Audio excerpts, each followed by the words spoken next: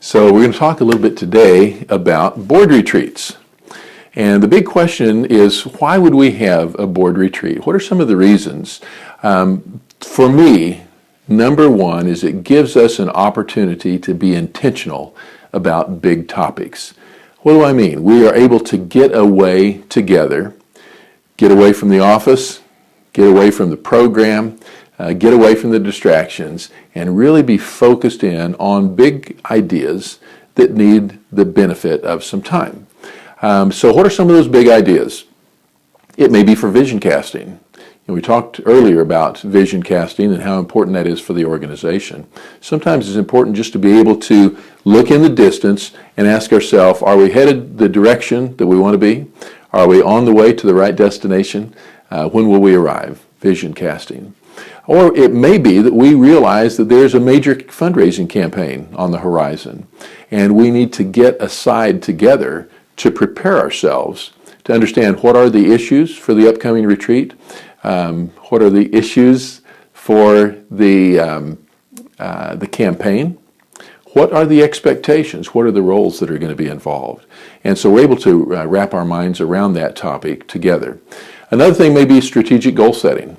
And as odd as this may sound, I see a whole lot more strategic plans than I see organizations that have spent time thinking strategically. So the retreat setting can be a fantastic opportunity for us to really think strategically. Ask ourselves, what are the consequences of pursuing a given course of action versus another? It may be simply team bonding, maybe leading change. As an organization, we're growing, we're elevating. It's time for us to reassemble the team and to learn how we can rely on each other in new dimensions for new times. And then finally, sometimes what we want to focus on is governing practices. Are we doing the things as a board that are effective for boards? In order for the organization to be led like it needs to be governed as it should be, sometimes we need to equip the board members to have the tools that they need in order to move the organization forward. So just a bit of a summary, some of the different reasons of why we may want to have a board retreat. So what makes a retreat successful? What would we do if we were in a retreat setting? In my experience, the most important part of the retreat isn't what happens that day. Now, certainly that is important, but we say that the results are rarely better than the plan, and so we want to have a strong plan and prepare before the retreat so that we know exactly what it is that we want to accomplish that day. So that's one of the keys. The second is what happens following the retreat. So as a quick rundown, we're going to begin with pre-retreat preparation. Personally, I like to be involved as the consultant and engage at least the CEO and the board chair in dialogue about the retreat before it takes place. When the retreat day comes, we're going to get together. Usually there's some refreshments that are involved, but the first few minutes of that retreat are really going to lay the groundwork and set the tone for what the rest of the time away is going to be like. And then, of course, we have the core of the retreat, the real content, that give and take, where as a group we're grappling with important issues, dreaming about the future, wrapping our minds around topics that are of importance to the organization. And then as we come to the close of the retreat, we're going to want to have that action planning where we wrap up, make any assignments, take any action that may be necessary, and then put ourselves on a course where there can be some accountability in the future. And so then that moves us outside the retreat setting to the follow-up. And that's where we're actually implementing the actions, the decisions, the plans that were made in the retreat and bringing those to reality. Follow up on the plans that have been laid while we were together. So some of the specifics as it comes to retreat planning and preparation. One of the big questions is, how often should our board have a retreat?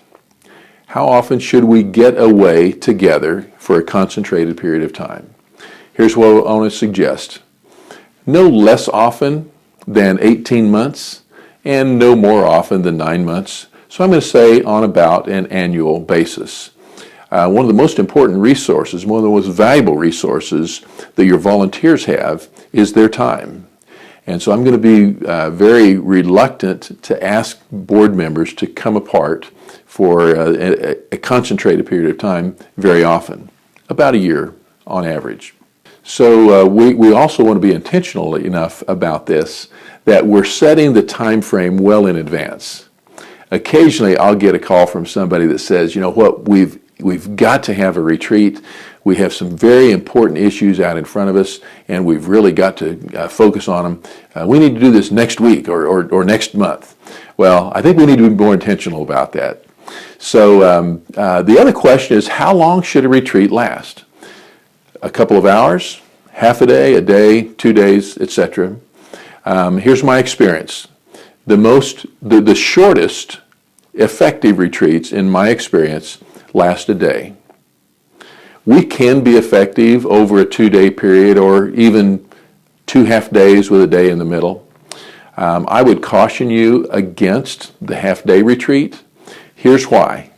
It takes a certain amount of time for everybody to get gathered and get focused on the topic at hand and really get their minds engaged. Well, once we do that and then take a break and then start up again and have lunch and then adjourn, the day's gone, we haven't accomplished much. So again, in our experience, if we can have one day together, and frankly, what we want to do is have 6 hours of what I call real contact time, not counting breaks and meals.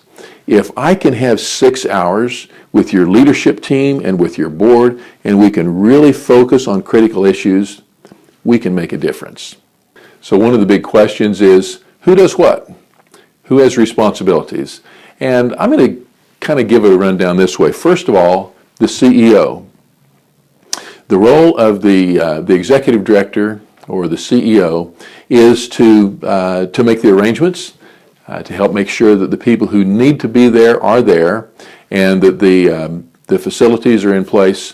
They also are going to be a part of the team that advises the consultant what it is we need to focus on. What are the issues that we need to touch base on? So the other party that's involved with the CEO is the board chair. I love to get the board chair and the CEO together and be able to ask them, what are your expectations for the day? What will have to happen at your retreat so that we can say that it was a raving success?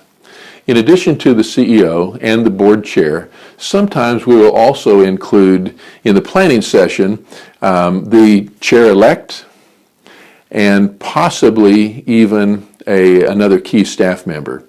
Naturally, with my background, I'm going to suggest that we would have the Vice President for Development involved in the process. Now, the role of your consultant is to bring together the parties, understand what the issues and opportunities are, and then put together a plan so that the time that's spent by the board is quality time, it's impactful, and that we accomplish the objectives that are intended. So I want to comment for just a moment on something that was mentioned earlier, and that's the follow-up that takes place after the retreat. If all we do is have a great time, a good day away, and then nothing happens, we've essentially wasted our time and wasted our money. And time is too short and money is too precious to do that. So our recommendation is that there be a follow-up plan. The accountability belongs to the board. As a board, we want to place items on the agenda that relate to the retreat and the decisions and the direction that came out of that. So the responsibility belongs to the board, but the staff is in a role of implementation.